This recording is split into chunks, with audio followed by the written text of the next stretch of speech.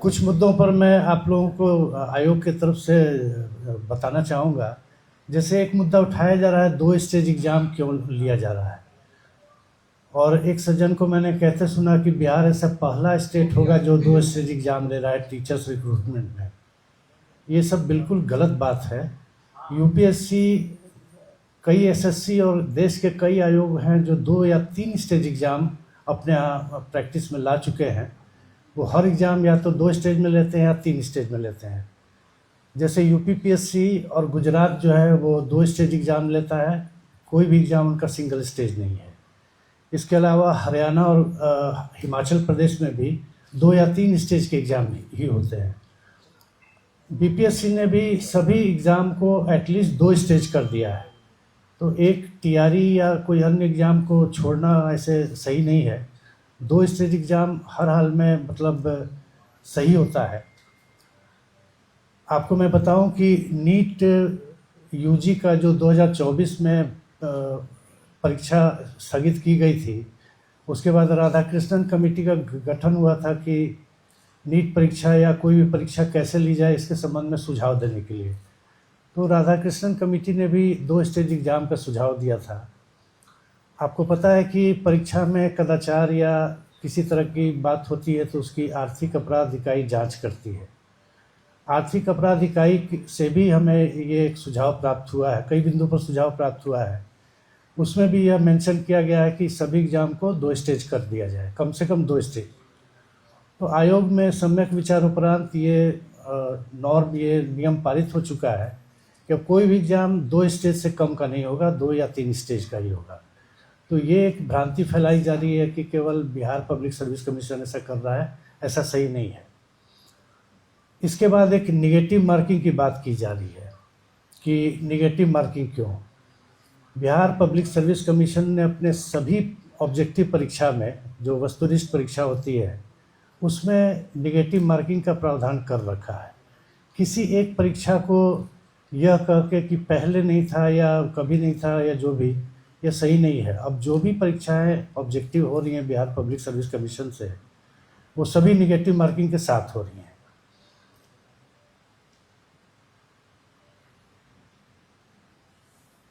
और ये सभी के लिए इक्वल है। निगेटिव मार्किंग है तो इसमें किसी को क्या परेशानी है मुझे समझ नहीं आता है। सभी के लिए तो इक्वल है।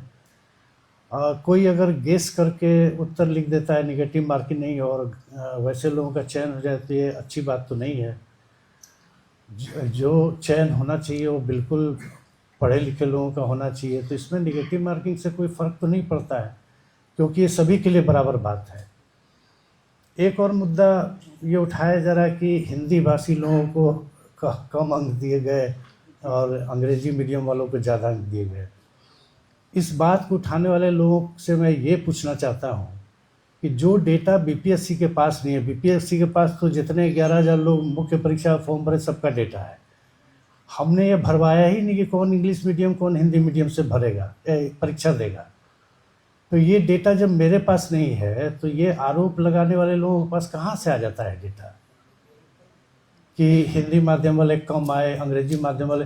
हमारे पास इसके अलावा कोई चारा नहीं है कि हम 11,000 लोग परीक्षा दिए हैं तो उनके तीनों पेपर को खोल करके देखें कि कौन हिंदी में लिखा कौन इंग्लिश में लिखा। यूपीएससी में क्या होता है, आपका मुख्य परीक्षा का फॉर्म या इवन पीटी का फॉर्म भराते समय ही माध्यम पूछ लिया जाता है, और अगर आपने अंग्रेजी माध्यम चुना है तो आपको इंटरव्यू भी अंग्रेजी में ही देना है। ऐसा नहीं, हमारे यहाँ तो क्या है कि आप किसी माध्यम में मुख्य परीक्षा दीजिए, इंटरव्यू आप किसी माध्यम में दे सकते हैं, उसमें कोई बाध्यता नहीं रहती है। बिहार में हम लोगों ने ऐसा कोई बाध्यता नहीं रखा है, इसलिए हम मुख्य परीक्षा के फॉर्म में ये भरवाते ही नहीं कि आप किस माध्यम से परीक्षा देंगे, और फॉर्म में नहीं भरवाते हैं तो हमारे पास कोई डाटा नहीं है।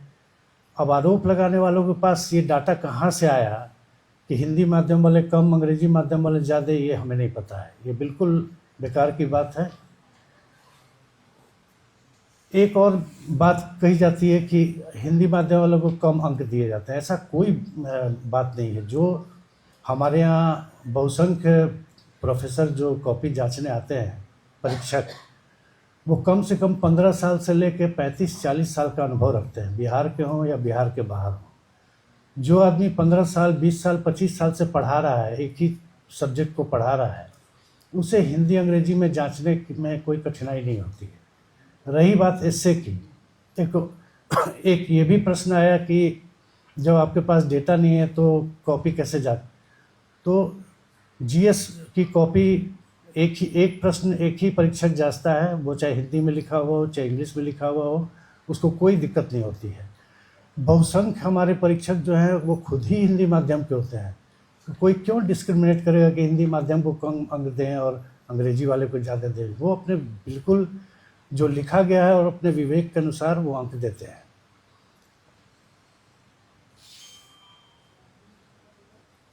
जहाँ तक मुझे लगता है कि जो डाटा आयोग के पास नहीं है वो किसी के पास नहीं है, बस केवल आरोप लगाना है, इसलिए ऐसी बातें कही जा रही हैं, कोई कन्विंसिंग आर्गुमेंट किसी के पास है नहीं। इसके अलावा एक और बात है कि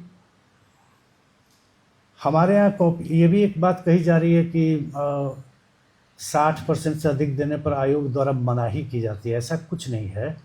ओवर मार्किंग और अंडर मार्किंग के लिए आयोग में एक प्रक्रिया है।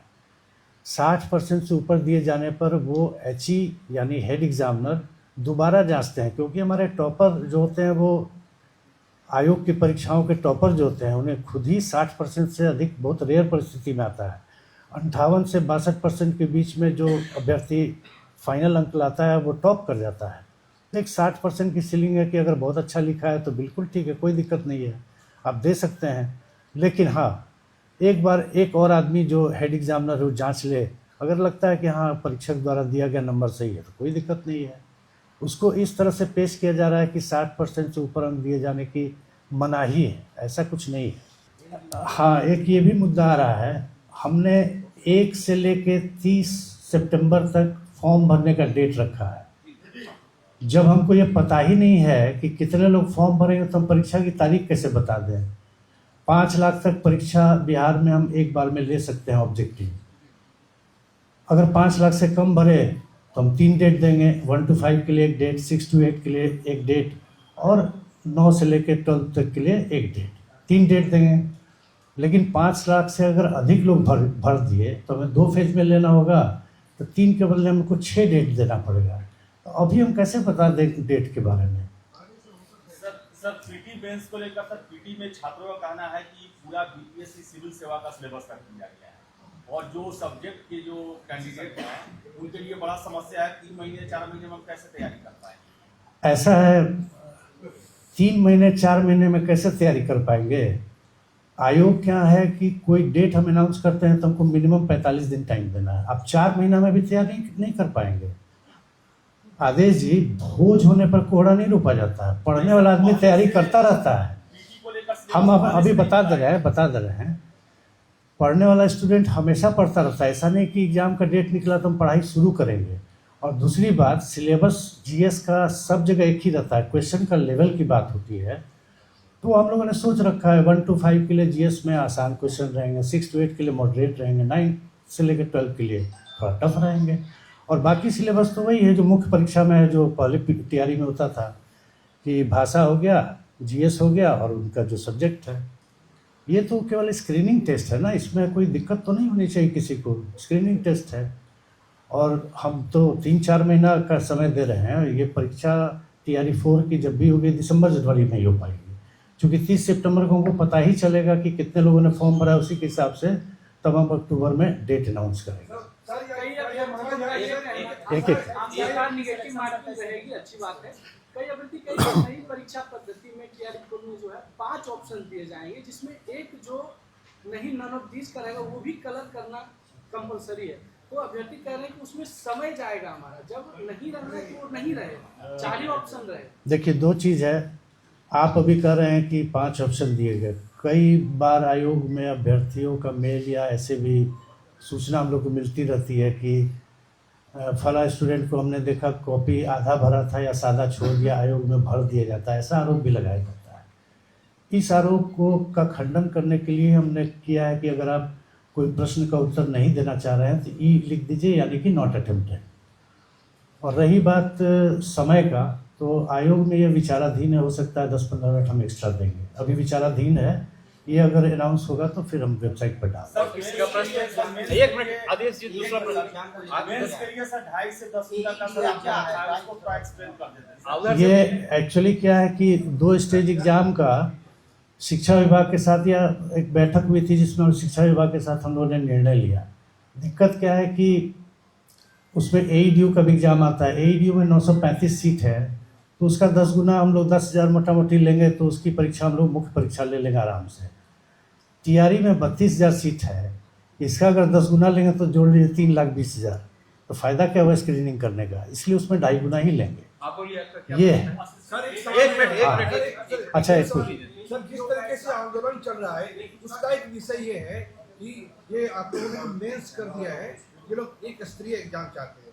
आज जब आपने PC कर ली तो इसका सीधा सा मैसेज तो ये है ना सर कि आप जब भी TRE 4 की परीक्षा होगी ये 2 स्तरीय होगी, आप लोग पीछे नहीं हटेंगे। मैं आपको पहले ही बता चुका है, आयोग जितनी भी परीक्षाएं ले रहा है सब 2 स्टेज होगी, ये निर्णय हो चुका है। सर एक कॉपी वायरल हो रहा है क्या अच्छा इससे बताया जाएगा। और मैं और प्रश्न है तो पूछ लीजिए, मैं कॉपी अभी दिखा दे रहा हूँ।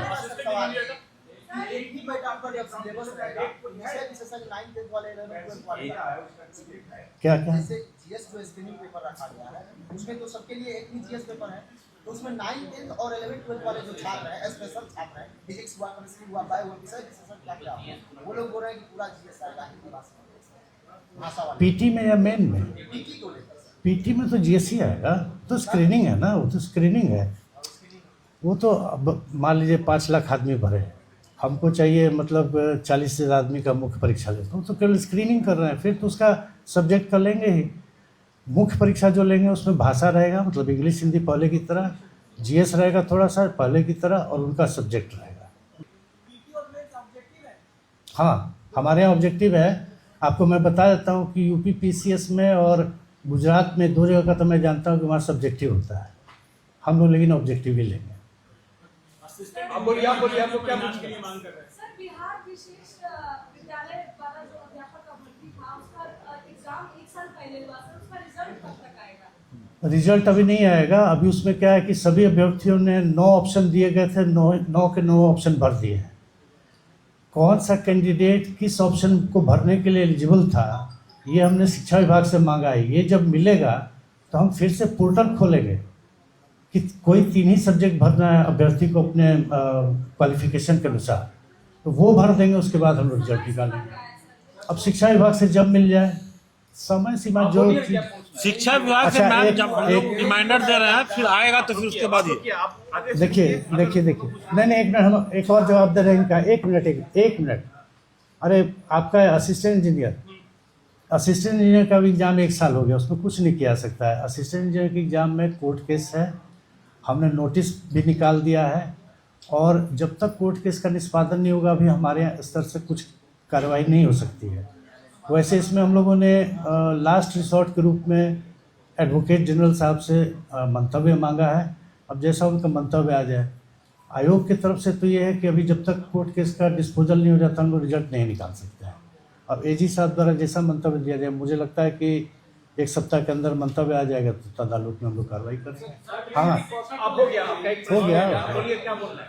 TRE में पर्शियन और अरबिक के स्टूडेंट प्रोटेस्ट कर रहे हैं, क्या उसमें TRE में वो शामिल नहीं किया गया है? नहीं, अभी तो हम लोग जो आया है याचना उसको हम लोग शामिल कर लिए हैं।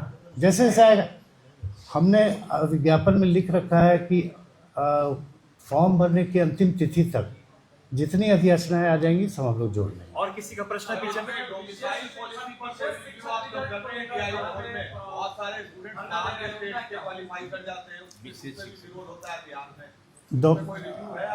डोमिसाइल देना है कि नहीं देना है सरकार के स्तर का चीज़ है। और वैसे भी आपको मैं बता दूं कि लगभग 74% तो बिहारी लोग हैं, मतलब एक तरह से इनडायरेक्ट वे में डोमिसाइल है। 50% रिजर्व में रिजर्वेशन मिलना है केवल बिहार के निवासी को।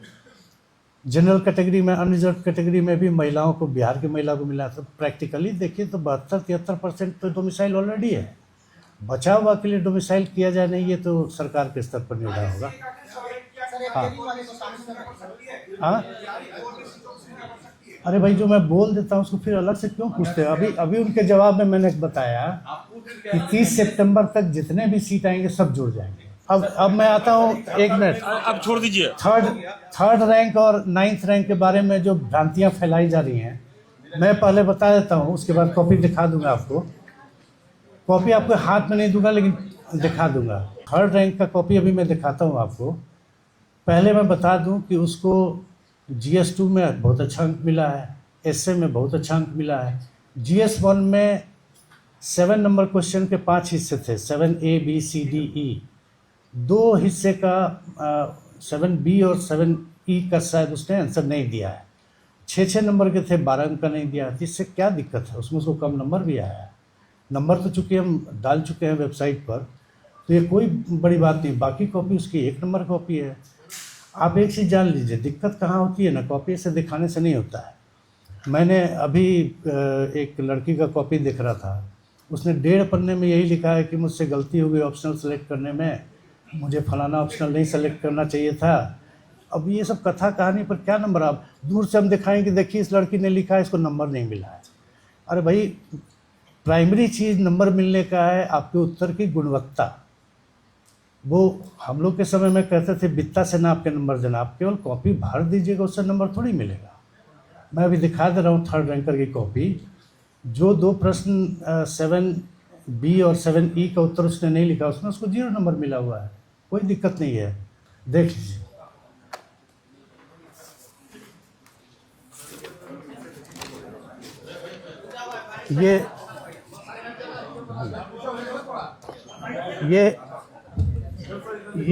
ये पहले मैं दिखा रहा हूँ उसके GS2 की कॉपी, करते हैं आप दोनों। GS2 की कॉपी है।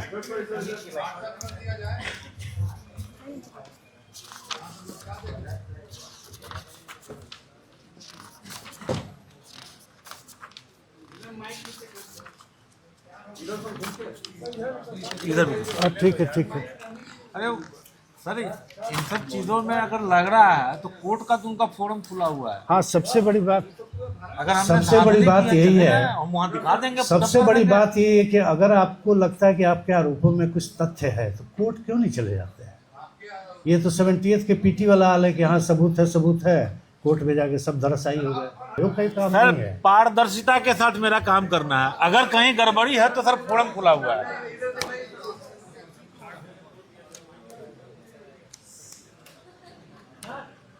हाँ, इसका आंसर यहाँ खत्म हो गया। इसका आंसर यहाँ खत्म हो गया।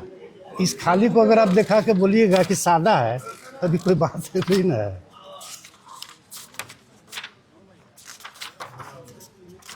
रफ पेज सादा है नहीं, उसका और दिखा। ये उसके इधर दिखा दीजिए, वो लोगों को क्या है। एक मिनट, इधर दोनों साइड दिखा रहे हैं, दोनों साइड दिखा रहे हैं। ये उसके एसे की कॉपी है, एसे।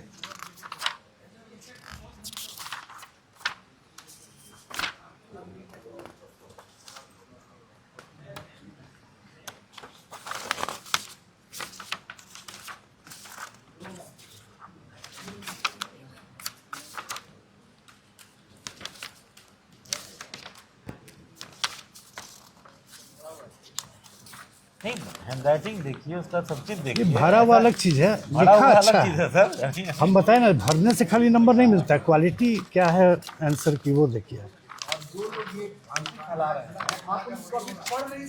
नहीं, अब आप देखिए उसका जो जिस पर आरोप लगाया जा रहा है, उसमें हम बता रहे 7B और 7E में उसने नहीं लिखा है। GS1 का नहीं, GS1 अच्छा, GS2 सॉरी।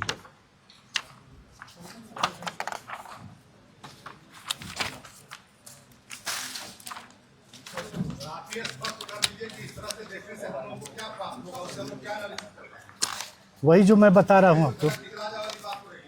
नहीं सर, जिस आधार पे आप कह रहे हैं उस आधार पे हम काट रहे हैं, तो आप उनसे क्यों नहीं पूछ रहे हैं कि सादा कॉपी दिखा के तो ऐसा हो रहा है? देखिए सर, मेरा ये कहना है, हम तो अच्छा नहीं, देख लीजिए देखिए 7B उसने नहीं लिखा है, ठीक है, और 7C उसने नहीं लिखा है, ठीक है ना, और इसमें नंबर भी उसको 0 मिला हुआ है।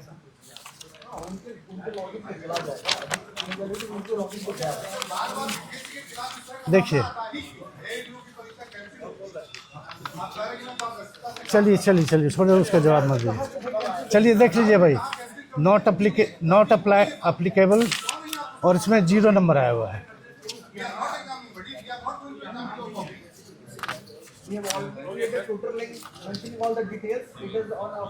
उसी तरह नहीं सर,